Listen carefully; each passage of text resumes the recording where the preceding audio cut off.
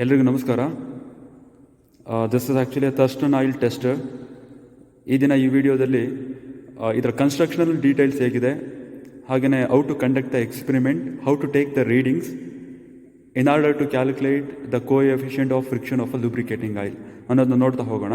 Okay, constructional ಡೀಟೇಲ್ಸ್ಗೆ ಬಂದಾಗ you can see here this a motor which is coupled to a stepped cone pulley. You can see stepped cone pulley.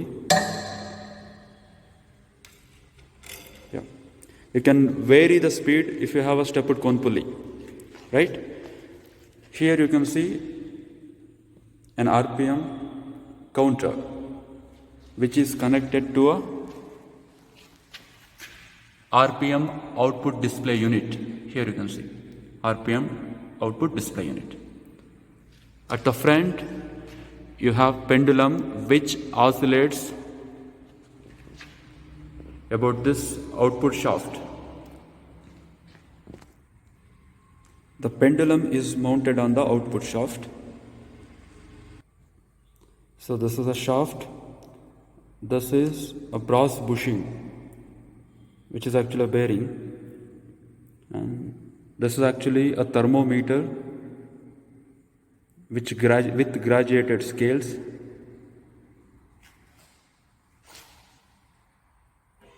Here there is a scale which has got graduations in degrees. Degree-nal graduations na nodta hogbodu. When the motor starts rotating, this pendulum oscillates and stabilizes to a certain degree. One certain amount of degree ge oscillate agi stabilize agutte. That depends on the coefficient of friction of that particular lubricating oil. ಅದ್ರ ಮೇಲೆ depend ಆಗಿರುತ್ತೆ. Again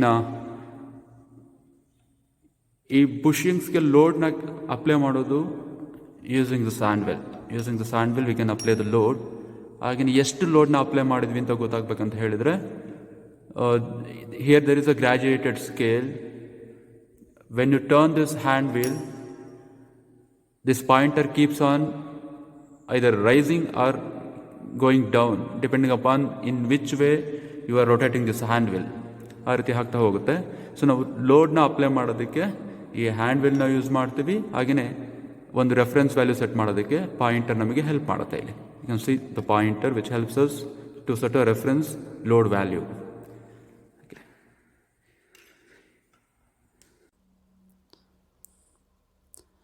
When it comes to conduction of the experiment, in two ways we can conduct experiment. ಎರಡು ವೇನಲ್ಲಿ conduct ಮಾಡ್ಬೋದು. ಒಂದು, by keeping the load constant, by varying the speed, you can find out coefficient of friction. ಅದೇ ರೀತಿ ನಾವು by keeping the speed constant, by varying the load, we can calculate coefficient of friction. Okay, let us start with conduction of this experiment. By keeping the speed constant, by varying the load, by turning this hand wheel which is at the bottom of the pendulum ಅಲ್ವಾ. ನೋಡೋಣ ಅದು ಹೇಗೆ ಅಂಥೇಳಿ. ಕೆಲವೊಂದು procedures ಇದೆ. ಏನಂತ ಹೇಳಿದರೆ, ಈ ಪೆಂಡ್ಯುಲಮ್ ಶಾಫ್ಟಿಂದ ರಿಮೂವ್ ಮಾಡಿ ಕ್ಲೀನ್ ಮಾಡಬೇಕು. ಏನು ಶಾಫ್ಟ್ನ ಸರ್ಫೇಸ್ ಇರ್ಬೋದು, ಹಾಗೆ ಬ್ರಾಸ್ ಪುಷಿಂಗ್ಸ್ ಏನಿದೆ, ಬೇರಿಂಗ್ಸ್ ಅಂತ ಏನು ಕಾಲ್ ಮಾಡ್ತೀವಿ, ಅದ್ರ ಸರ್ಫೇಸ್ ಇರ್ಬೋದು. ಒಂದು ಕ್ಲೀನಾಗಿರೋ ಕ್ಲಾತಿಂದ ಕ್ಲೀನ್ ಮಾಡಿ ಅದಕ್ಕೆ ಲೂಬ್ರಿಕೇಟಿಂಗ್ ಆಯಿಲ್ ಟೆಸ್ಟ್ ಸ್ಯಾಂಪಲ್ ಏನಿದೆ ಅದನ್ನು ಅಪ್ಲೈ ಮಾಡಿ we should mount it back to its position. Mount ಮಾಡಬೇಕು. ಅದಾದಮೇಲೆ ನಾವು ಟೆಸ್ಟ್ನ ಕಂಡಕ್ಟ್ ಮಾಡಬೇಕಾಗತ್ತೆ. Okay, so while running we should ensure that the temperature should not cross 60 degree. So ಇದು ಜಂಕ್ಷನ್ ಟೆಂಪ್ರೇಚರ್ ಇಂಡಿಕೇಟ್ ಮಾಡ್ತಿರುತ್ತೆ. ಶಾಫ್ಟ್ ಮತ್ತು ಬುಷಿಂಗ್ಸ್ ಏನಿದೆ ಅಲ್ಲಿ ಜಂಕ್ಷನ್ ಟೆಂಪ್ರೇಚರ್ ಇಂಡಿಕೇಟ್ ಮಾಡುತ್ತೆ. The temperature should not cross more than 60 degree. That we should ensure. Now I will show you how to remove the pendulum. ಹಾಗೆಯೇ ಪೆಂಡ್ಯುಲಮ್ನ shaft ಮತ್ತು brass bushings ಏನಿದೆ ಅವುಗಳನ್ನ clean ಮಾಡೋದು ಹೇಗೆ, ಅಗೇನ್ ಸ್ಯಾಂಪಲ್ ಆಯಿಲ್ನ apply ಮಾಡಿ ವಾಪಸ್ ಒರಿಜಿನಲ್ ಪೊಸಿಷನ್ಗೆ ಅದನ್ನು ಫಿಟ್ ಮಾಡೋದು ಹೇಗೆ ಅಂತ I'll show you.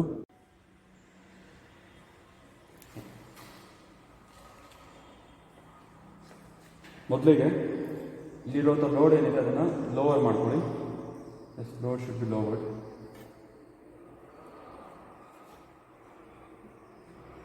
So counter clock wise ಡೈರೆಕ್ಷನಲ್ಲಿ ಇದನ್ನು ರೊಟೇಟ್ ಮಾಡ್ತಾ ಹೋದರೆ ಬುಷಿಂಗ್ ಮೇಲಿರುವಂಥ ಲೋಡ್ ಕಡಿಮೆ ಆಗ್ತಾ ಹೋಗುತ್ತೆ.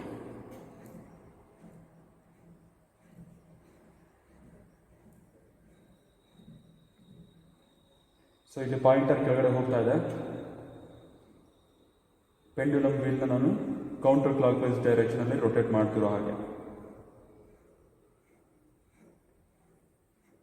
ಈ ರೀತಿ ಮಾಡೋದ್ರಿಂದ ಇಲ್ಲಿರುವಂಥ ಬ್ರಾಸ್ ಬುಷಿಂಗ್ಸ್ ಏನಿದೆ ಶಾಫ್ಟ್ ಮೇಲೆ ಆಗ್ತಿರೋ ಪ್ರೆಷರ್ ಕಡಿಮೆ ಆಗುತ್ತೆ, ರಿಲೀಸ್ ಆಗುತ್ತೆ. We can remove it from the shaft. ಇಲ್ಲಾಂದರೆ ರಿಮೂವ್ ಮಾಡೋದಕ್ಕೆ ಆಗೋದಿಲ್ಲ. ನೋಡಿ ಅದನ್ನು ಸ್ವಲ್ಪ ಚೆಕ್ ಮಾಡಿಕೊಂಡು ರಿಮೂವ್ ಮಾಡಿ. ಸೊ ವೀಲ್ನ ರೊಟೇಟ್ ಮಾಡಿ ಬುಷಿಂಗ್ಸ್ ಮೇಲಿರೋ ಲೋಡ್ನ ರಿಮೂವ್ ಮಾಡ್ಕೊಂಡಿದ್ದೀನಿ. ಪೆಂಡ್ಯುಲಮ್ ಶಾಫ್ಟಿಂದ ಹೊರಗೆ ಬರ್ದಿರೋ ರೀತಿ ನಾವು ಇನ್ನೊಂದು ಪ್ರಿವೆಂಟರ್ನ ಹಾಕಿದ್ದೀವಿ, ಅದನ್ನು ರಿಮೂವ್ ಮಾಡ್ಕೊಳ್ಳಿ. ಯಾವುದಷ್ಟು ರಿಮೂವ್ ದಿಸ್.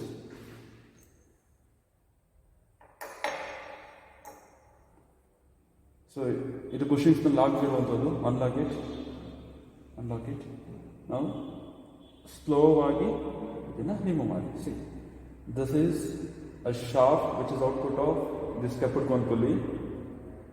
ಹಾಗೆಯೇ you can see here the ಪೆಂಡ್ಯುಲಮ್ನ ನೋಡ್ಬೋದು. ಹಾಗೆ ಬೇರಿಂಗ್ಸ್ ಬುಷಿಂಗ್ಸ್ ಏನಿದೆ ಅದನ್ನು ಕೂಡ ನೋಡ್ಬೋದು. ಇದರ ಇನ್ನರ್ ಸರ್ಫೇಸಸ್ ಏನಿದೆ ಅದು ಮತ್ತು ಶಾಫ್ಟ್ನ ಔಟರ್ ಸರ್ಫೇಸಸ್ ಎರಡನ್ನೂ with a neat cloth clean ಮಾಡಿ. ಯಾವುದೇ ರೀತಿ ಗ್ರೀಸ್ ಇರಬಾರ್ದು, ಹಳೆಯದು ನೀಟಾಗಿ ಅದನ್ನು ಕ್ಲೀನ್ ಮಾಡ್ಕೊಳ್ಳಿ.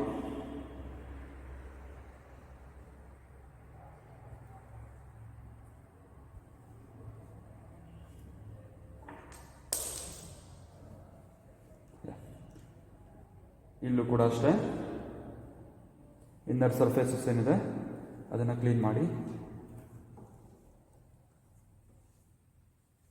Litre we can apply new sample ಆಯಿಲ್ನ ಅಪ್ಲೈ ಮಾಡ್ಬೋದು ಈ ಸರ್ಫೇಸಸ್ಗೆ.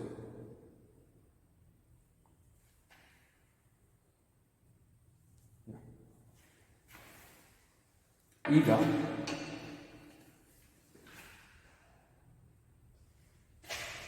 ಇಲ್ಲೊಂದು 20W40 ಲೂಬ್ರಿಕೇಟಿಂಗ್ ಆಯಿಲ್ ಇದೆ. ಇದನ್ನು ನಾನು ಶಾಫ್ಟ್ ಮೇಲೆ ಮತ್ತು ಬುಷಿಂಗ್ಸ್ನ ಇನ್ನರ್ ಸರ್ಫೇಸ್ ಮೇಲೆ ಅಪ್ಲೈ ಮಾಡ್ತೇನೆ.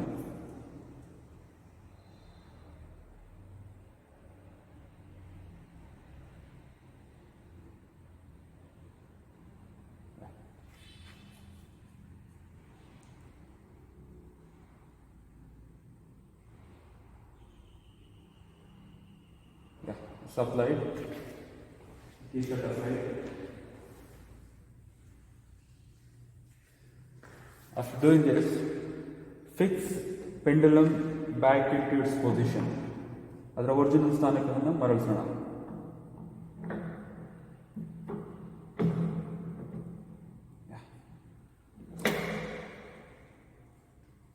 ಎಕ್ಸಸ್ ಆಯಿಲ್ ಇದೆ, ಅದೇ ಡ್ರೈನ್ ಔಟ್ ಆಗುತ್ತೆ, ನಾನೇನು ಇಶ್ಯೂ. ಒರಿಜಿನಲ್ ಪೊಸಿಷನ್ಗೆ ಫಿಕ್ಸ್ ಮಾಡಿದ್ದೀವಿ. ಹಾಗೆಯೇ ವರ್ಕಿಂಗ್ ಕಂಡೀಷನಲ್ಲಿ ಇದು ಶಾಫ್ಟ್ನ ಬಿಟ್ಟು ಪೆಂಡ್ಯುಲಮ್ ಹೊರಗೆ ಬರಬಾರ್ದು ಅನ್ನೋ ಉದ್ದೇಶಕ್ಕೋಸ್ಕರ ಇದನ್ನು ಹಾಕೋದು. ಸ್ಲಾಟ್ ಇರೋದಕ್ಕೆ ಫಿಟ್ ಮಾಡಿ ಸ್ಕ್ರೂ ಮಾಡಿ.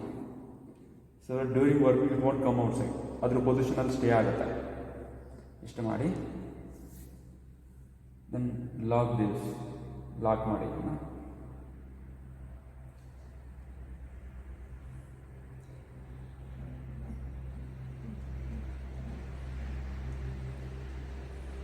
ಸೊ ಈಗ ಫಾರ್ ಎಕ್ಸಾಂಪಲ್ ನಾನು ಗ್ರ್ಯಾಜುಯೇಷನ್ಸ್ ಇದೆ 5, 10, 15, 30 ನಾನು 5 kg ಶುರು ಮಾಡ್ತೀನಿ ಅಂತ ಹೇಳಿದರೆ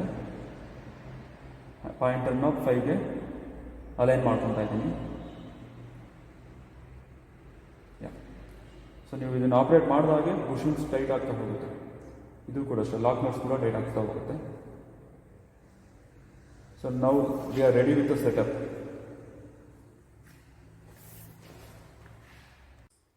Okay, now we'll start conducting experiment. You can see load is set to 5 kgf.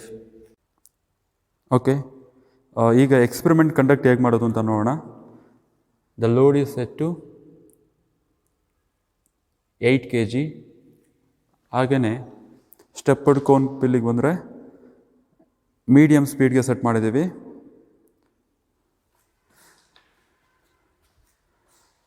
Now we'll start experiment.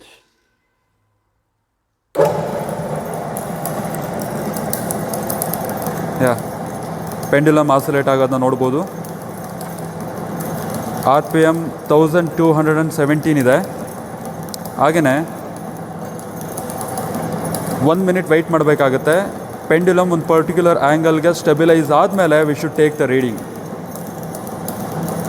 So ನಾವು ತೊಗೋಬೇಕಿರೋ ರೀಡಿಂಗ್ಸ್ ಬಂದು RPM ಹಾಗೆಯೇ ಆ್ಯಂಗಲ್ ಇನ್ ಡಿಗ್ರೀಸ್ ಸ್ಕೇಲಿಂದ ತೊಗೋಬೇಕು.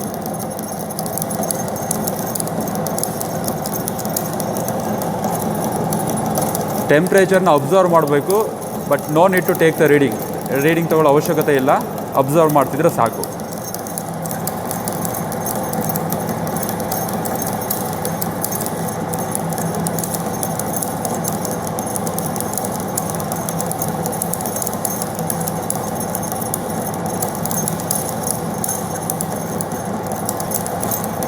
ಎಕ್ಸ್ಪೆರಿಮೆಂಟ್ ಕಂಡಕ್ಷನ್ ಶುರು ಮಾಡಿ ಆಲ್ಮೋಸ್ಟ್ 1 ನಿಮಿಷ ಆಯಿತು. ಸಮ್ವಾಟ್ ಸ್ಟೆಬಿಲೈಸ್ ಆಗಿದೆ RPM ಮತ್ತು ಆ್ಯಂಗಲ್. RPM 1218. ಹಾಗೆಯೇ you can take the angle as 5 degree ಆಗಿ ತೊಗೋಬೋದು. ಈಗ ಟೆಸ್ಟನ್ನು ಟರ್ನ್ ಆಫ್ ಮಾಡಿ ಸೆಕೆಂಡ್ ಸೆಟ್ ಆಫ್ ರೀಡಿಂಗ್ಸ್ ಹಾಕಿ ಲೋಡ್ನ ಇನ್ಕ್ರೀಸ್ ಮಾಡೋಣ.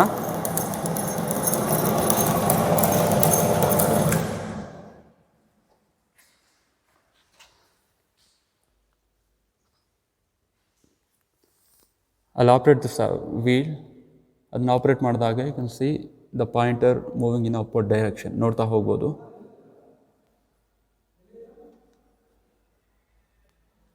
The pointer is rising.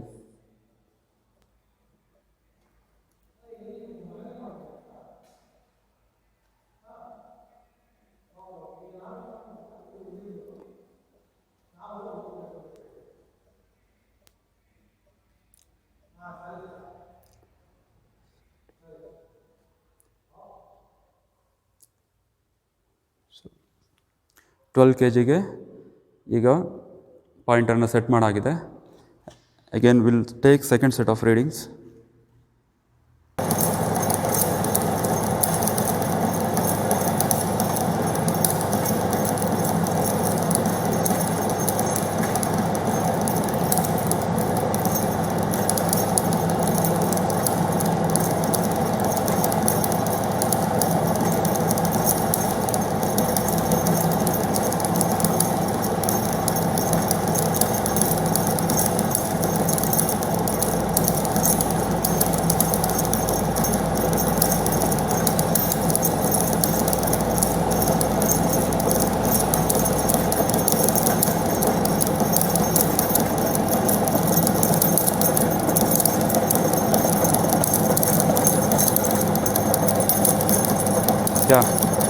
Reading almost 7.5 degree ಆ್ಯಂಗಲ್ಗೆ ಸ್ಟೆಬಿಲೈಸ್ ಆಗಿದೆ. ಹಾಗೆ RPM 1217.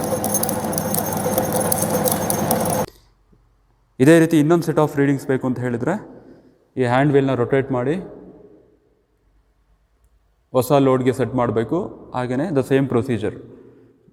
Turn on the tester, wait for 1 or 2 minutes till the oscillation ಸ್ಟೆಬಿಲೈಸಸ್. ಅದಾದಮೇಲೆ ಆ್ಯಂಗಲ್ ಇನ್ ಡಿಗ್ರೀಸ್ ಹಾಗೆಯೇ RPMನ ನೋಟ್ ಡೌನ್ ಮಾಡಿಕೊಡಿ. ಇದು by keeping the speed constant by varying the load. ಇನ್ನೊಂದು method, for the same amount of load by varying the speed also you can take the readings. ಅದಕ್ಕೆ ನಾನು ಈ ಹಿಂದೆ ಹೇಳಿದಾಗೆ ನೀವು ಸ್ಟೆಪ್ಡ್ ಕೋಲ್ ಪುಲ್ಲಿನ ಆಪ್ರೇಟ್ ಮಾಡಬೇಕಾಗುತ್ತೆ. ಹಾಗೆಯೇ okay, as I said, experiment ಕಂಡಕ್ಷನ್ನು ಒಂದು fixed speed with varying load conduct ಮಾಡ್ಬೋದು. ಹಾಗೆಯೇ by varying speed by keeping the load constant, ಎರಡು ಪಾಸಿಬಿಲಿಟೀಸ್ ಇದೆ. ಈಗಿರುವಂಥ ಸೆಟ್ಟಿಂಗ್ಸ್ ಏನಿದೆ, ಒಂದು ಫಿಕ್ಸ್ಡ್ ಸ್ಪೀಡ್ನಲ್ಲೇ by operating this pendulum wheel we can change the load and take the readings. ಇನ್ನೊಂದು ಮೆಥಡಲ್ಲಿ ನಾವು ಒಂದು ಫಿಕ್ಸ್ಡ್ ಲೋಡ್ಗೆ ಪೆಂಡುಲಮ್ನ ಫಿಕ್ಸ್ ಮಾಡಿ ಹ್ಯಾಂಡ್ ವೀಲ್ನ ರೊಟೇಟ್ ಮಾಡಿದ ಮೇಲೆ by changing the speed you can take the reading as well. ಅದು ಪಾಸಿಬಿಲಿಟೀಸ್ ಇದೆ. ಈ ಸ್ಪೀಡ್ನ ವೇರಿ ಮಾಡಬೇಕು ಅಂತ ಹೇಳಿದರೆ we got an option of operating this stepped cone pulley. ಇಲ್ಲಿ ನೋಡ್ಬೋದು 2 ಡಿಫ್ರೆಂಟ್ ಹೈಟ್ ಇದೆ ಶಾಫ್ಟ್ದು. ಸೊ ಈ ವಿ ಬೆಲ್ಟ್ನ ಪಕ್ಕಕ್ಕೆ ಶಿಫ್ಟ್ ಮಾಡೋ ಮೂಲಕ ನಾವು ಔಟ್ಪುಟ್ ಶಾಫ್ಟ್ನ ಸ್ಪೀಡ್ನ ವೇರಿ ಮಾಡ್ತಾ ಹೋಗ್ಬೋದು for the same amount of load ಮಾಡ್ತಾ ಹೋಗ್ಬೋದು. ಅದನ್ನು ಮಾಡಬೇಕಂತ ಹೇಳಿದರೆ see I am using a 19 spanner to operate this nut. Open ಮಾಡ್ತಾ ಇದ್ದೀನಿ. ಯಾ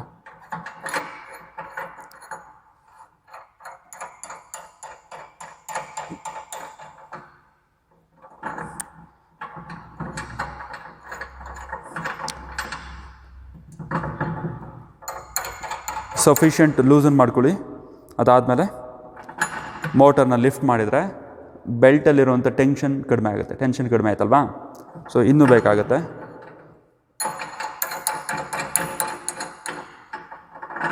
ಯಾ ಐಮ್ ಡೂಯಿಂಗ್ ದಟ್. ಈಗ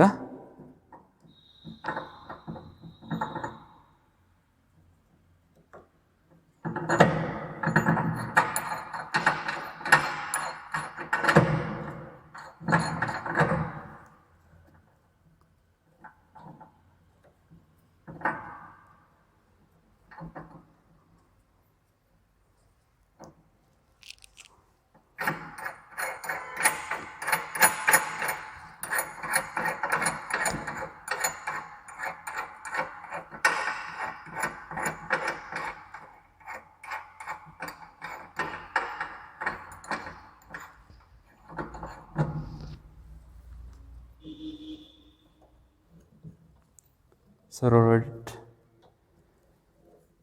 ಹಾಗೆಯೇ ಬಾಟಮಲ್ಲೂ ಕೂಡ we should shift it.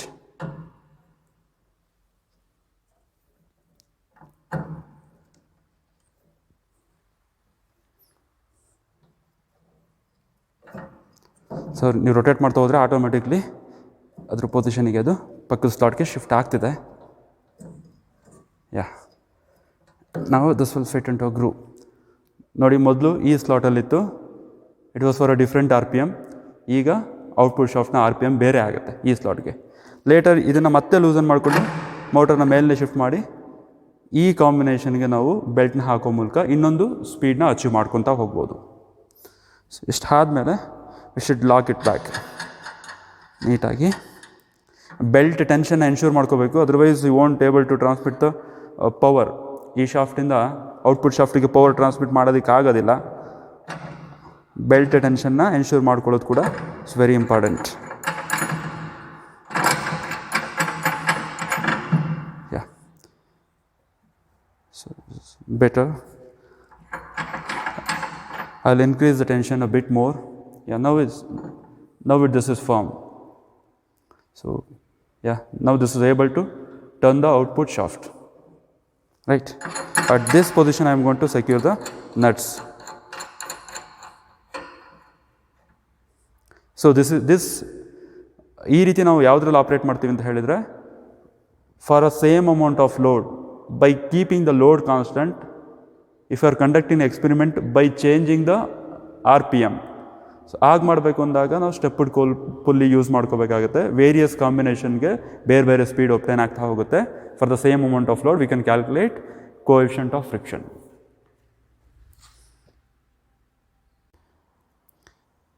Varying speed with constant load experiment conduct ಮಾಡಬೇಕಾದ್ರೆ ಸ್ಟೆಪ್ಡ್ ಕೋನ್ ಪುಲ್ಲಿನ ಆಪ್ರೇಟ್ ಮಾಡಿ ವೇರಿಯಸ್ ಸೆಟ್ಸ್ಗೆ ಇದನ್ನು ಸೆಟ್ ಮಾಡೋ ಮೂಲಕ ನೀವು ಸೇಮ್ ಸೆಟ್ ಆಫ್ ರೀಡಿಂಗ್ಸ್ನ ತೊಗೊಳ್ತಾ ಹೋಗ್ತೀರಾ. ಆ್ಯಂಗಲ್ ಇನ್ ಡಿಗ್ರೀಸ್ ಹಾಗೆಯೇ ಆರ್ ಪಿ ಎಮ್. ನೀವು ಸೆಟ್ ಮಾಡಿರೋವಂಥ ಸ್ಟೆಪ್ಡ್ ಕೋನ್ ಪುಲ್ಲಿ ಸೆಟ್ ಪ್ರಕಾರ ಹೊಸದಾಗಿ ಒಂದು ಆರ್ ಪಿ ಎಮ್ ಬರುತ್ತೆ. ಹಾಗೆಯೇ ಸೆಟ್ ಮಾಡಿರೋ ಲೋಡ್ ಎಂಟೈರ್ ಎಕ್ಸ್ಪೆರಿಮೆಂಟ್ಗೆ ಸೇಮ್ ಇರುತ್ತೆ. ಇದು ಈ ಸೆಕೆಂಡ್ ಸೆಟ್ಗೆ.